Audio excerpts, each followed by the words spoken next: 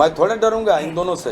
पवन सिंह और खेसारी लाल हो, एगो सांड है एगो भैंसा है। पवन सिंह और खेसारी लाल, इनके बारे में बात करना ही बेकार है। इन लोगों की बात आप कर रहे हैं। वो लोग कोई बात अपने सोशल मीडिया के माध्यम से लाते हैं तो उनके ऊपर कानूनी कार्रवाई कराने के लिए भी प्रयास करना चाहिए। क्या कभी जो हमारे स्टार है जिनके बारे में वो दो शब्द बोलते हैं, ये लोग कभी किसी कोर्ट में गए?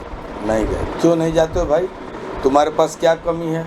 और जिन स्टारों की बात करते हैं, ये स्टार भी पत्रकारों को गलत बोलते हैं। ये खुद जिनकी आप तरफदारी कर रहे हैं, ये लोग किसी के हैं? नहीं है। मैं थोड़े डरूंगा इन दोनों से। पवन सिंह और खेसारी लाल हो, मत पूछिए, मत कहिए ऐसा वैसा है। दोनों के पास पैसा है। मैं बोलता हूँ, सुन लीजिए, पढ़ लीजिए, इन दोनों का चरित्र बता रहा हूँ। मत कहिए ऐसा वैसा है, कहने की ज़रूरत ही नहीं है। कम पढ़े लिखे व्यक्ति का तजुर्बा तरीका अलग होता है। पैसा किसी के पास हो सकता है, पैसे को योग्यता से मिक्स नहीं किया जा सकता। बहुत कम पढ़ा लिखा आदमी भी बहुत बड़ा पैसे वाला हो सकता है और होता है। लेकिन मैं क्या बोलता हूँ इन लोगों के बारे में? मत कहिए ऐसा वैसा है।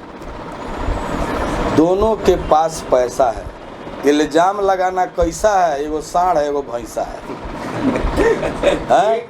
ये दोनों जो लोग हैं, ये पवन सिंह और खेसारी लाल, इनके बारे में बात करना ही बेकार है। इसलिए कि ये लोग की बात भी पत्रकारों के विरुद्ध भी गड़बड़ सड़बड़। अभी पवन सिंह आए थे पटना, क्या नहीं बोले। मैं उस सभा में था, उस आयोजन में था, उठ के चला गया। बात समझिए।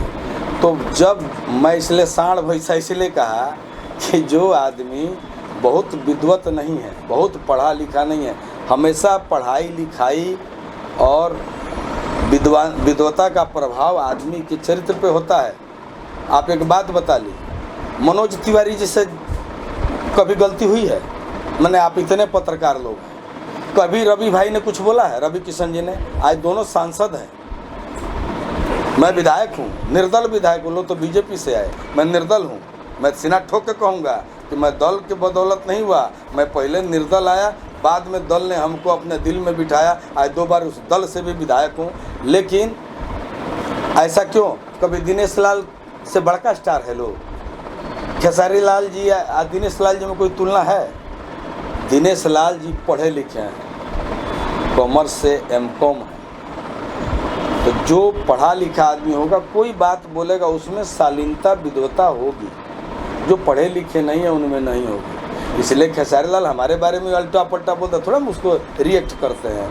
पवन सिंह तो गाना गाना ही छोड़ दिए तो क्या हो गया? हम थोड़े रिएक्ट करते हैं? नहीं भाई, ये दोनों सुपरस्टार हैं। आज समय इनके साथ है। लेकिन डंके की चोट पे कहूँगा कि मैं इन दोनों को जानता हूँ कि ये लोग क्या है। पढ़ाई लिखाई में ये लोग मनोज तिवारी और रवि किशन और दिनेश लाल जी की तुलना नहीं कर सकते।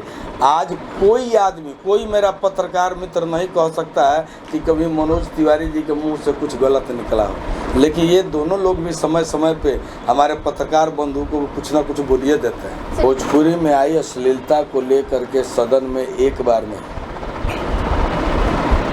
दर्जनों बार बहस हुई, बातें हुई। और माननीय मुख्यमंत्री नीतीश कुमार जी ने सदन में कहा कि ऐसे अश्लील गाने अगर किसी गायक द्वारा गाए जाएं तो उन पर कानूनी कार्रवाई हो। कुछ लोगों पे कानूनी कार्रवाई की भी गई है।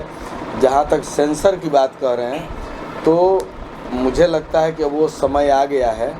सेंसर के बारे में मेरी बातचीत चल रही है और भी हमारे विधायक हैं जो बातचीत कर रहे हैं। हमारे सांसद हैं भाई मनोज तिवारी जी, रवि किशन जी, ये लोग भी प्रयासरत हैं।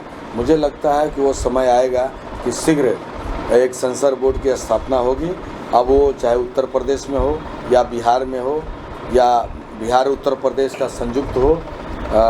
मुझे लगता है कि आने वाले साल में, इस साल तो नहीं संभव है, आने वाले साल में भोजपुरी को अष्टम सूची में दर्जा भी मिलेगा। और अष्टम सूची में दर्जा जैसे मिल जाएगा, भारतीय भाषाओं की सूची में हमारी भोजपुरी जैसे शामिल हो जाएगी, हम सेंसर के लिए तैयार हो जाएंगे और बिहार में भोजपुरी क्या और भी अन्य जो भाषाएं हैं, हमारी मगही है, मैथिली है, अंगिका है, बज्जिका है, नागपुरी है, ये सब भाषाओं इन सभी भाषाओं की सेंसरशिप कराई जाएगी। मुझे जहाँ तक विश्वास है कि इसमें पहल जब शुरू हो गई है तो ये बात आगे तक जाएगी।